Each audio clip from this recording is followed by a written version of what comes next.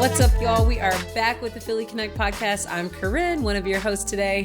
What's good, y'all? This your boy E to the day. E-Day. Welcome back, guys. Yes, we've got a really special guest. We've got Jeff Shelley here with us today. What's up, Jeff? Hey, what's going on? So happy to have you. So you're a comedian. You are a lot of things. I'll actually just let you introduce yourself. I'm Jeff Shelley. Comedian, entertainer, actor, athlete. I can throw that in. Yeah, I do it. I do all sports. You know what I'm saying? Right. I mean, I'm everything when it comes to entertainer, host, speaker, everything. A man of presence. We like it. Yeah, man of God. A man of God. Okay. Man of God. I'm trying to be on point in front of my Christian home. You're hilarious. No, it's fam. It's all good here.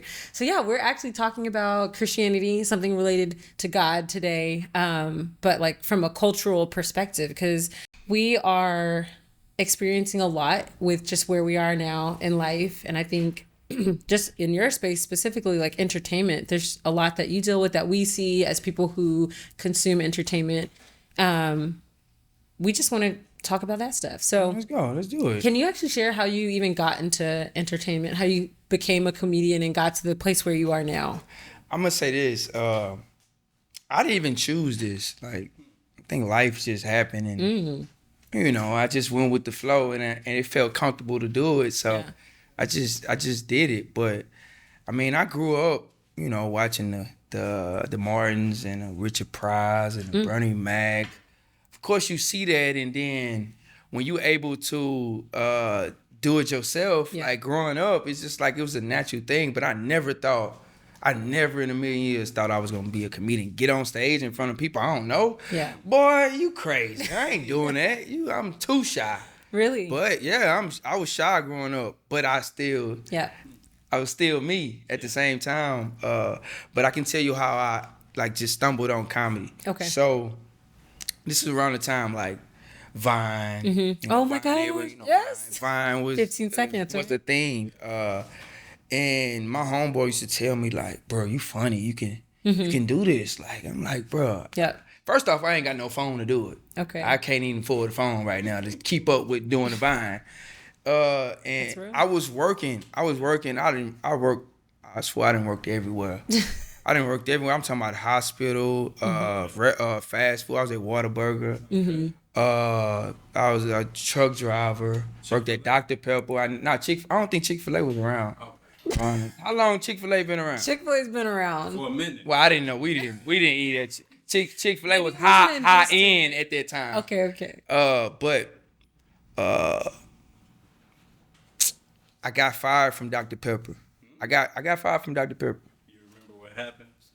I was late all the time, and I stayed 5 minutes away, and that's and it wasn't even that. I just didn't want to work. Okay. I just didn't want to work for nobody.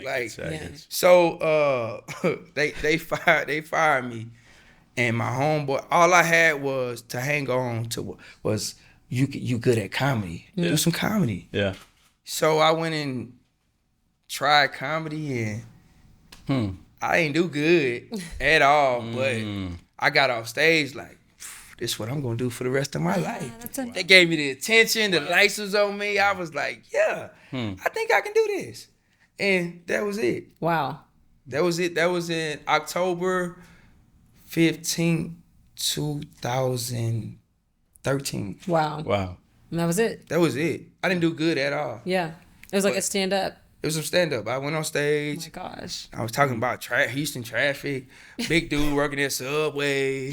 I was talking about stuff like that. Yeah. And they was like, okay. Yeah. But I walked off stage like, this me right here. Yeah. Because I know I can get good at it. So Yeah. that was it though. That's how I got into it. How'd you get good in it? Did you like have mentors or people that kind of helped push you along the way? Well, I studied. So I used to do like, you know, they got like white comedy clubs and they got black comedy clubs. They got different, you know, comedy clubs. So I used to do it. I was doing it like 2 weeks at the white comedy club. Yeah. Then I went to the black comedy clubs and I seen how they was doing it. Yeah. So when I seen what they was talking about, I'm like, oh, I got stories like that. They was talking about their family. They was talking about, I'm like, oh. Relatable stuff. So when I started talking about my truth, that's when I started getting funny. Because it was natural and I was able to bring my perspective and stuff like that. So, and then you have to get on stage if you want to get funny. Yeah. You have to get on stage. You got to practice. There's so many commonalities amongst our people. Right. Yeah. And I think that's just the relatability piece of it. And who can not laugh at those things when you start? Because it's just like, man, I know that. Like, I experienced that. I get it. And to me, and to my fellow comedians too, I think everything funny. Some people just don't like to talk about it. Like I can tell y'all when I went to the wrong funeral one time. You ever went to the wrong funeral? I just knew you were about to say something. Go ahead. I went to the wrong funeral. So I was doing a movie in Atlanta. Yeah. And I got a call that my grandpa died. Mind you, I wasn't close to my grandpa. Okay. This is my mom's dad. I wasn't close to him at all. I can't fake that. I can't, you know, that it is what it is. Yeah. So I had like 5 days left to film, and I'm like, I ain't forget about it, but it's like, dang, I got to deal with that, but I got to deal with that in 5 days though when I get back home. Yeah. So when I get back home, the funeral was that day, and when I land, I asked my mama. I text my mama, where's the funeral? Because I didn't know. I didn't get no information. Yeah. And she got an Android. So, you know, Android, the iPhone, when they send you something to an iPhone, you got to click on the whole picture to get the whole picture. Yeah. So when I looked at it, I seen the address and I went to the first address I seen. Yeah. I pull up to the funeral. You know, my grandpa and his brother married my grandma and her sister. Oh, wow. So if I pull up to a funeral, like, I supposed to see all my family cards. I didn't see not one. Oh, man. I call my mom. I'm like, where you at? She say, we at, I think it was Family Dollar or something. We getting your daughter some shorts to put in the dress because, you know, her mama didn't put no shorts on. That's another story. But that's another story. But she said, I'll be there. I say, call me when you get there. Yeah. 30 minutes went by. I call my mom. I'm like, where you at? She like, I'm in the funeral. Oh, she's like, why you didn't call me? Why you didn't? Yeah. So I rush in. You know, you gotta sign your name and stuff. Yeah. I go through I'm rushing at this time, so I don't see nobody's name. So, you know, and I sign my name. I go in, it's packed. Instead of going to the front, I was just like, I'm gonna find the first seat. Oh my God. So I sat down. I'm sitting down, and everybody just keep looking at me. You know, I got a little fame now. You know what I'm saying? And, you know, my family don't see me as much. So I'm like, I'm thinking like, they like, man, we finally get to see him again. Yeah. But 10 minutes go by, they steady looking at me. You know, something just coming on, something in my heart like, man, something ain't right. But what really got me was the preacher was preaching something that my grandpa didn't do.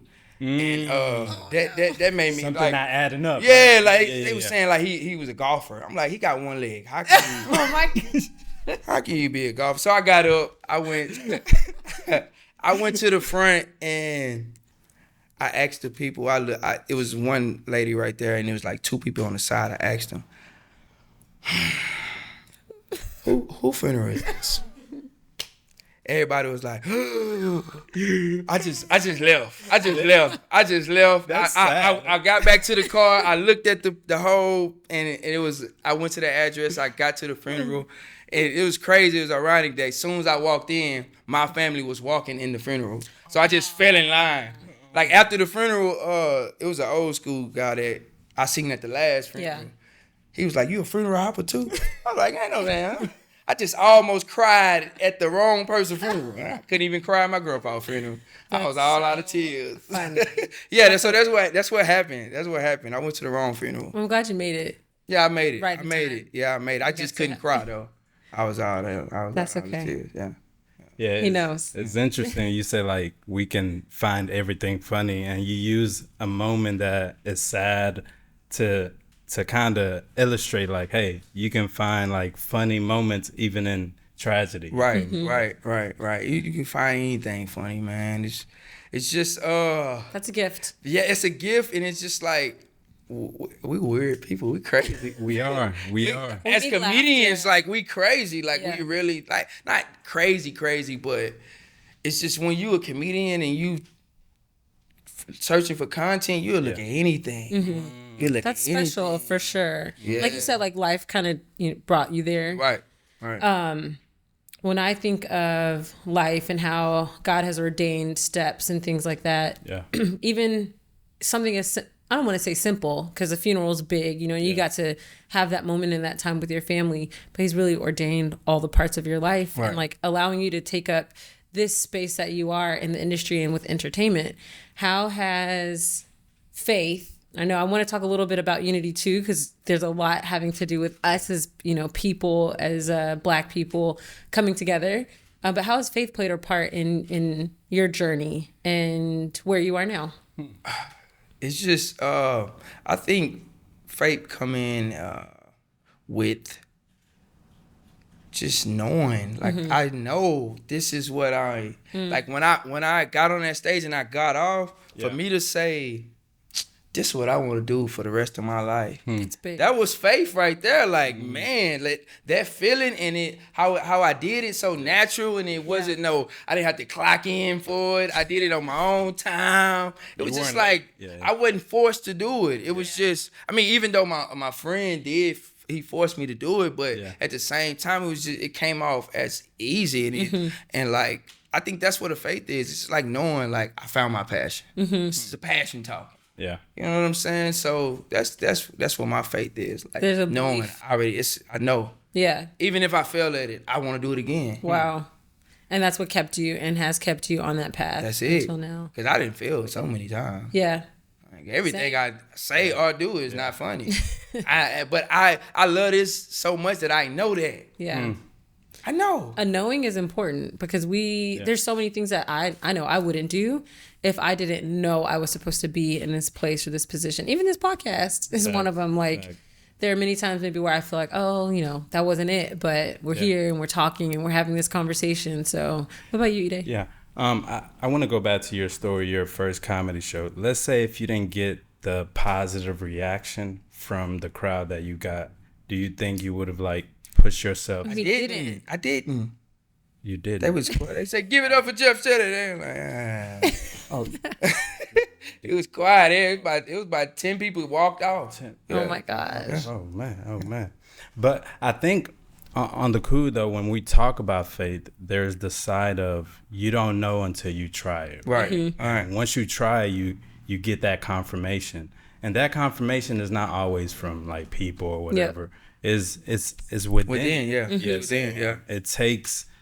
I think the Bible talks about faith without works is dead, right? So you got to put the work into it, and you got to let the work manifest. Yeah. If it's not manifested, then like, do you really believe whatever you're saying that you believe? Exactly. It's just only you really know like why you're doing something and what place you're coming from doing it. Yeah. Right. Sometimes we do things out of obligation. Naturally, we have to. But you said something to me that stuck with me. You said when you think the world will end when we all love one another. That's really deep because what does that even look like? I don't know. In this I don't world. think we gonna see it, but I just feel like when people love, they at peace, right? When it's angry, everybody mad. It's like we all over the place. But when everybody loving, it's cool. So I mean, that's how simple I look at it. It's like you find peace and love. Yeah. So where do you think that love is derived from, or where does it come from? Like, Question. did we just get out the womb and be like, hey, I love you. Communication. Okay. Communication. What? Understanding each other. Okay. Get rid of the color. That's a big thing. Cause I don't. Color as in race? As in race, yeah. So love sees no color. No. but we have communication, understanding, and all those qualities. Yeah. Like that's where the love come from. Mm-hmm. It's interesting that you say, get rid of like the color, because when we look in the scriptures or even in history, there's this always controversy between these different nationality, tribes, tribes or whatever. So definitely, I'll agree, man. Yeah, for sure. It's love, man. Y'all got me up here sounding like a philosopher or something. Hey, you're welcome. No, I'm just kidding. Like I ain't that deep now. I'm a fool of people. I think love is a very deep conversation. It is. It's hard to understand, and is it though? It's love. I mean, it's simple, but it can be difficult with the people. With the people, we make people make things difficult. Yeah. And communication is being honest. Is being honest. Really. We make God. I think we also make God difficult, but He's very simple. Yeah, I ask for it. I'm gonna give it to you if you work for it. I ain't just gonna give you nothing. It's true. I agree, and I think when it comes to love, right, a lot of people, talk. It comes from like a faith-based meaning. That's for some people, right? Yeah, and it becomes complicated because there are different religions out there, and they have their definition of love. And like, for example, for the Christian faith, God is love. Yeah. Right. And there are people who believe that in this world, we can love each other, but they don't believe in God. So it's like there's this contradiction. So how are you supposed to really show this love if you haven't truly received it from the one who is love? So yeah, I know that can be low. That's real. What do y'all think about that? Do you think you can love without God? I guess I don't think you can, because it go back to faith. Like, yeah. If you ain't got no faith, without God, who else is it, right? Who else is it? Where is it coming from? Yeah. I mean, you what, evil? If you ain't got God, then you ain't on the side of God. Then God is love, is these good energies, and on the other side, it's just like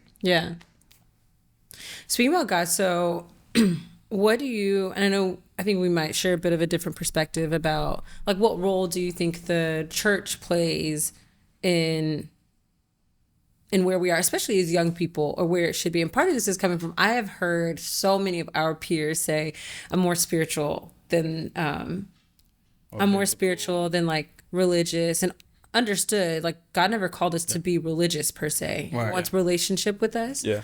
But there's a lot of things around like crystals and meditation, but like taking meditation so far that you remove God, it's a lot of affirmations, manifestation. Just say something and it will come into existence, right? Like, without faith. Exactly. You saying like the crystals? What about the crystals? I got some crystals for somebody. Ever since I got them crystals, I've been coughing like. You might want to get rid of them crystals. You just can't be receiving crystals from anybody now. Throw them away. No, I'm not even playing. No, but we open ourselves up to so much because it's culturally accepted, and people don't know what they're doing. And it's like rooted in stuff that is actually like evil practices. What makes it evil? What makes it not right? Right. I can only speak from my understanding of the Bible, but anything that we place in a position or holds power that God does is not right, because God is his own. He holds sovereignty in the way that he does, in an inanimate object that carries no power can't do anything for you. Right. What is that crystal going to do? Or and I'll admit, like, I have not studied, or I don't know what it is that people feel like the energy that they carries, but everything that we're talking about comes from God. It comes from, the universe, which is what God created for us to live in, to take part in. He says that he is in everything in the universe, from the trees to the ground, to everything we look around, the sky. It's all God. And so I feel like a lot of what we're looking for and running away from, we can only find in God. Right. But it's also hard sometimes, I think, because the church has maybe disappointed or stepped away from what the church is supposed to be. Yeah. I think that's a big part. A big part. Like my cousin friend husband owned the church I kind of grew up in. Okay. And he was kind of, he did his thing, He had pimp in his name too, you know what I'm saying? So it was the suit. Huh? I think that was around the time we just my mama just stopped going to church. When you were younger. When we started realizing that, it was just like, what's the point? So how do we come back? Or like, I'm gonna again say specifically for young people, because I think we hold so much for our generation and to impact and to change what we see, how we want to see it changed. Yeah. What role do you think the church should be playing, if any, now? I'm not trying to lead that question anyway. Let Christian rappers perform every Sunday. Really? Yeah, bring the Christian rap to the forefront. What do you think that'll do?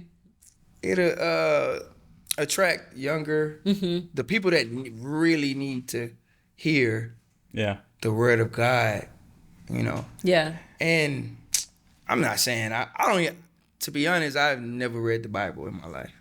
Not one verse. Not one verse. John 3:16. You can tell me anything about God. Pull the Bible app up right now. I never read. I just go off what I hear. Yeah. John, what is 3:16? For God so loved the earth, the world, the world that He gave His only begotten Son. Yeah. That whoever. That's the only line I know. That's the only line. Jesus wept. But I believe in God, though. I believe in God strongly. Like, okay. Do you think believing in God, right? I'm trying to. I'm trying to making the earth right here. Know what I'm saying? The world. For God so loved. But do you think is possible to believe in God if you don't know where your faith is derived from? Because there's a word that says faith comes by hearing, and hearing the word of God, right? So that's the Christian belief. Like, we don't just, you feel me, like wake up and be like, hey, the world is looking nice. I love people. People love me. Like, God is in existence. Like, even the word confirms it. You feel me? So I think like there is like the main source of our faith. And if you believe in God and you say you don't read the Bible, I'm not saying that you should just, you feel me, like read it every day or read the whole entire book, but you should. Oh yeah. No, on the cool though. It is biblical. Yeah. It just start off slow. And that's fine. I think we're all on our journeys and our paths, and maybe you've reached a point now where, for whatever reason, the word will impact you and make sense to you in a different way than you've not been curious. You've been able to navigate life in such a way where maybe you've been made aware, but it hasn't like pulled you in the way that it might in this season. I learned to love for God in the church when I was in the church. Yeah. And that's kept you. Yeah, it stuck with me. So it's not that I don't want to read it. It's just, I think part of it too is we've, as a people, to an extent, have stepped so far away from it because it's not popular, or because we've seen things. The thing is, we've seen man misuse God, man misuse the word of God, man misuse church. And that has turned us away, not knowing that God is still God. It did not change who he was. Yeah. And then there's also, people where we've been disappointed by God. We've seen him, or we've seen what we perceive as God not taking care of our people, our families, communities, there are communities we were talking about without lots of fathers in the home, or, just brokenness. And it's like, God, you are sovereign and we are your people and we trust you. So why does this particular community or neighborhood look like this? Without the assistance of who we know you could send, or what you could do to help our people. And so I think knowing that it could be another barrier for us culturally to come and maybe lay ourselves down before him and to be like, I trust you, God, and to develop that relationship with him. Yeah. And when Jeff was talking about like inviting Christian rappers into the church to perform or minister, one thing I've realized about like the younger generation and the older generation, there's like this disconnect, right? They don't see eye to eye on many things, and of course their worldviews are different, but I think it's good to bring them in community and to know that, hey, the young people, they still rock with what the older people believe or whatever. So I think it's good for them to come together. Yeah, I think they not inspired enough either. Like, I go to these neighborhoods or what neighborhood I grew up in, ain't nobody harassing them about God. Yeah. Remember you used to get harassed about God? Like you used to have the like the Bible school. I went to Bible. You gotta tell us. Yeah, so Yeah. they Bible came and read, got, right? no, what I'm saying, when I went to Bible school, they came and got us. From Ain't nobody coming to get these kids. Now they like, man, that's too dangerous. Yeah. Oh, Man, wow. you know, so Yeah. and they not getting harassed. So they left to do whatever they get inspired by. Yeah. Ooh. Like when I was growing up, when I say I have no father figure, I got inspired by the people I seen. Mm-hmm. I got tattoos because I seen my homeboy get tattoos, earrings, grilled, and all that stuff. I didn't want at this point in my life. Like, why do I need a tattoo? Man, this is so. It's like, who has the biggest presence? And when you think about social media, and school, and media in general, it's like, if we want God to have a larger presence, we have to do a lot more to be in these same spaces and to be the hands and feet, essentially. Like, I've heard a lot, you can't be in the four walls of the church anymore. Like, life and society just looks different. And so if we're still in that same mindset, to your point, then we will miss a lot of people. And even, I think, like you said, it's awareness, it's knowledge. So you not having maybe the knowledge of what the word of God, what truth could do for your life, or how it could transform maybe even some of the experiences you've been through, or even where you currently are, some of the things that you struggle with, how it would help you talk about discernment, or position you in places, or you trust God to open up doors. And I think you navigate life in that way already to an extent, but it's the power that comes with understanding that takes you to another level, and you begin to see God operate in your life, and you identify it as such. So I think that's like maybe connecting the dots for me, even right now, I'm like, shoot, what can we do? Like, let's go to their neighborhood and play games with the kids in the streets or whatever it might be. Because that's where it started. Yeah. It started in the house. Exactly. So the dynamic is the pastor I grew up on, he turned into a pimp. My mama seen that, took us out to church. Daddy gone. Now I just got inspired by the whole neighborhood. Now I think I'm a gangster and I'm a hood person. Yeah. Get hit in the head. Now I ain't no hood person no more. You know, it's just so many dynamics because you get influenced by the wrong thing. You know. So I think it started in the house and the structure of the house. Yeah. Dude, like with Deion Sanders, he said he want players with two-parent households that come out of two-parent, and I get it on this side, and I get it on this side because you essentially get better people coming out of two-parent household. That's so unfair. They understand responsibility. They understand working hard. They understand all these qualities, and on the other side, it's just like, man, we want a shot too. Yeah, I'm good enough. Yeah. So but sometimes they don't understand these things that, so, but that inspire the younger parents to do better. If I want my child to play for Deion Sanders, he got to do this or she got to do this, so. And also about Deion Sanders, I'm thinking, does he just want someone that comes from like two parents? Like, let's say if somebody just had two parents and, 2 days ago, their mom just passed away. It's like, does he just want? He wants. What does that statement really mean? Yeah, it's like I think he delivered it wrong. Yeah, but I understand what he want though. Yeah, it's a type of mentality and development. Yeah, right. So, well, I think it's not that that he's saying okay. like if okay, that's kind of like Deion. Yeah, it's like, bro, like. I can't bring my people back, man. Yeah, I guess. It takes a village, though. I think that's essentially what we're getting at. And do you guys feel like that still is true? Not that the statement is true, that we operate in such a way. Yeah, I do agree.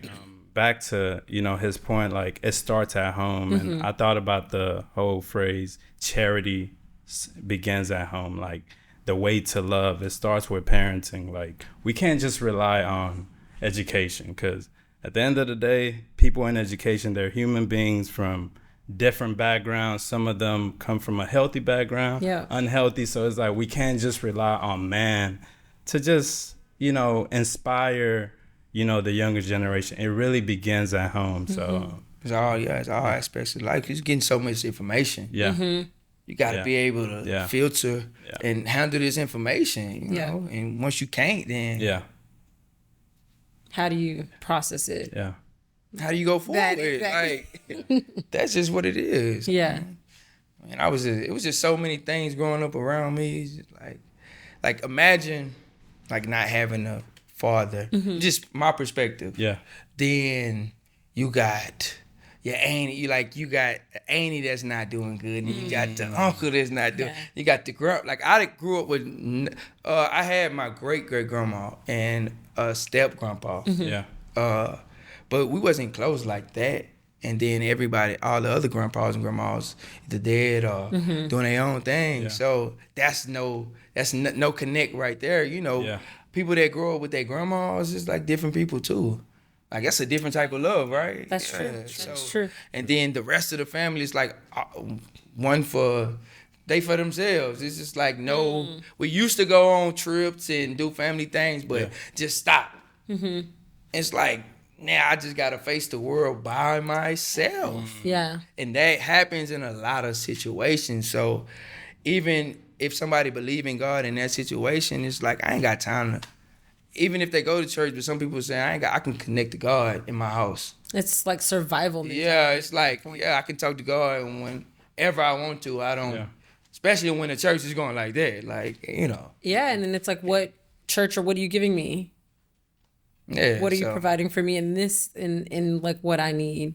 Yeah. And that's community is a big piece of what we're talking about, and I would hope that church would be able to provide community and like resources and be the space where we see people like you, comedians or have a platform and can flourish within the church and then outside of the church. And I think we can do a better job at creating environments where we're cultivating these gifts and these talents. And if we do believe in being set apart as entertainers or first of all, pastors and the leadership, like your life also has to reflect that, because if not, you're pushing people away from where you want them to be coming. Yeah. But then community, like having the support to help push people forward and to be the resource and the things that they need is a big, I think, opportunity for the church. Not all pastors bad either. We know. Yeah, we not. You're right. Talking down on the pastor. I'm going to have a pastor roll up on me. So what you saying about the pastor, man? What did you talking about pastors, man? But this can be a challenge to pastors. To everybody. Yeah, it's a challenge to everybody that's in the community, whatever community they're in. It's like we have to have structure if we talking about being powerful and being this flowing community. It's so many elements to it. Yeah. Even if it's crime in the community, structure the crime. Because and I heard in no chapter of the Bible it wasn't crime, right?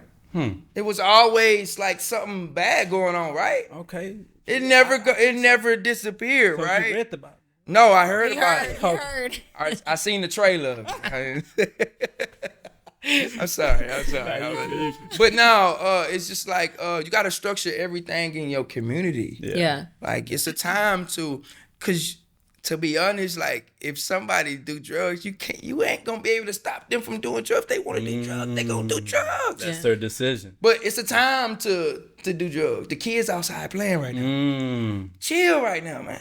Go in the house or go to the back. We can't let them see it. Mm-hmm. We can let them grow up and then make a decision. Yeah.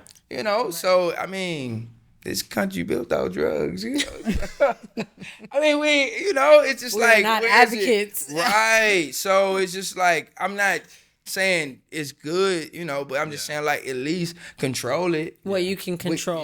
We have to have structure of our community where we can control every aspect. Yeah. We want to get rid of it, but if we can't, let's control it. How do you think we can be more unified in an approach for community-focused things that we know are a problem in our communities? Us. Us. It's people. That's us. That's in people that has us, like people like that have a voice. We have to step in. It's like, and then you got people in the community that try too. I think, like back in the day, like you had the Muhammad Ali's, join forces with the Farrakhan's and all them. So that's just like a form of, all right, if Farrakhan in the community, I got an entertainer that can side both sides. You got this, and then I got this, and then we can do this. You know, so I think that's a starting point right there. But you got a lot of good people that really, really strive to make the community better. That's they just true. Don't have no help. Don't have no financial backing or all that stuff. Right. So, the resources, and you have those people, and then you have people that also want to tear them down or try to take over what they're doing instead of coming alongside. You got infiltrators. Yeah. You got snitches. Yeah, I know that's real, but unity, I think, is part of that. When you do see someone with a platform, how can you support them, push them forward, cover them, encourage them? Yeah.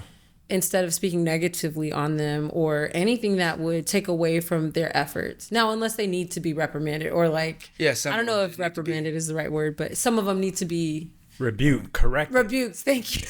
Yeah, and I think there are some people that are making a difference in the community, but it's just not being magnified. That too. And I think true community starts from a grassroots movement. Like it starts small. Like Jesus, before he got the 12 disciples, he went to the 3. From the 3, he told the 12. Big, From the 12, got whole churches around. You feel me? So it starts small, and I think it starts with the mindset. Like, what are you, like, what is your intention in building community? Are you trying to make a name after yourself, or are you cultivating like a healthy community? Because when Jesus left, the church continued. You feel me? It continued to grow. So true community really starts from like a grassroots, you know.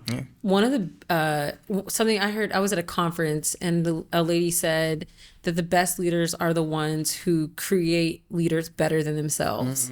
And that has stuck with me since then. And I hope I am becoming that leader, that whoever I am working with can step into what I'm doing or things that I have created and do it better than me. And there's like a lot of humility that comes with that too, knowing that you don't know it all, even though you've done things a certain type of way, but also understanding, I mean, like as a leader, as someone who has a voice or a platform, there's a huge responsibility that comes with owning those things and knowing, you know, just how to grow with people is big too. It's like, what has helped you, Corinne? Because I know you lead, you know, Philly Connect. What has helped you like lead or be responsible over, you know, Philly Connect? Okay, the first thing I would say is definitely the grace of God, because there's a lot of stuff that I've made mistakes on and maybe have missed more or less. And part of it was God developing my character and me growing into the leader that I am now. So one, the grace of God. And then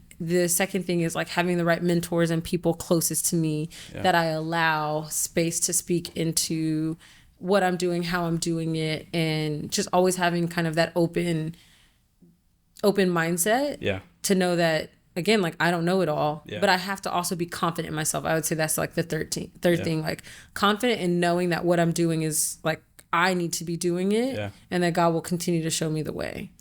Those have been the biggest things. Humility definitely plays a role. Like, you know, for sure. I'm a 7th grade teacher, and most of the time I see the kids my 7th grade year, and from there they go to 8th grade in high school, and I don't really get to see the fruits of my labor, you feel me? But I have to trust that whatever I'm giving them, or, you know, building meaningful relationship with them day in and day out, I have to trust that it will eventually produce good fruits. So that's good. Definitely, you know, working with kids ain't easy.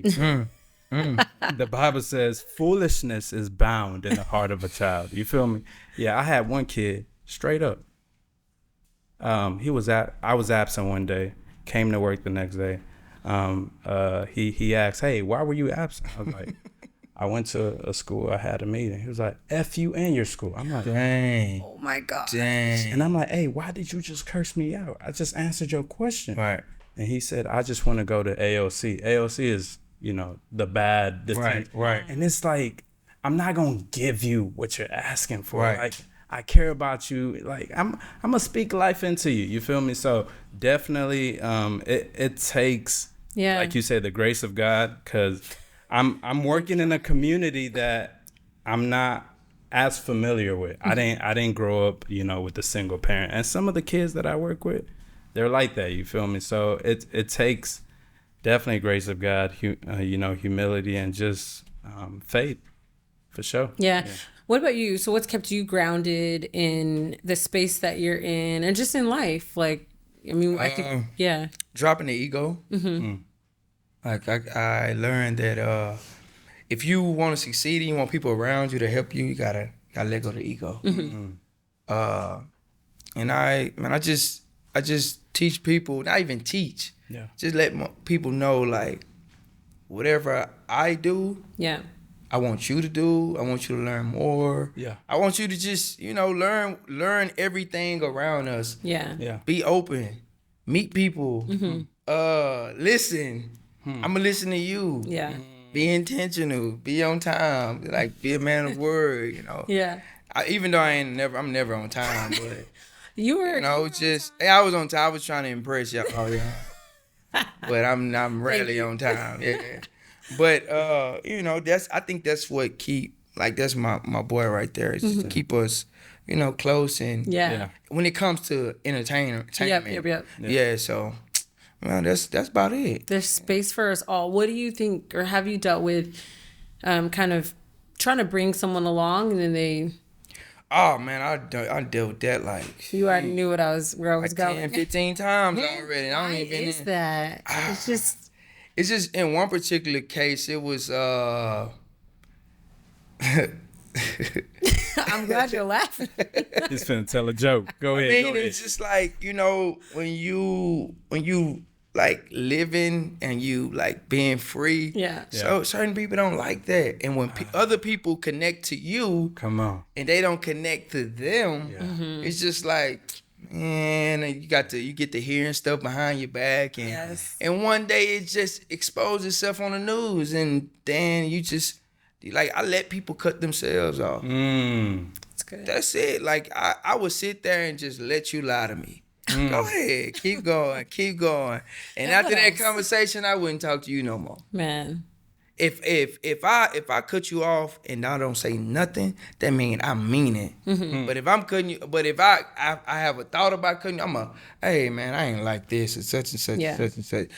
But I didn't deal with that a lot. And it's gonna continue to happen. Yeah. I'm not saying I'm the best person. Yeah. I'm just saying it's just how life is. It's a reality. It's I think a harsh reality. And when you are building something, whether it's a store or your own personal brand, a church even, a ministry, there are always people that I think admire sometimes, right? Or they want to learn and they grow. And then it could be diverted by division, right? Because the enemy knows that if there's division, then growth can't happen. Yeah. And, I shared with Philly Connect that there's space for us all, like literally.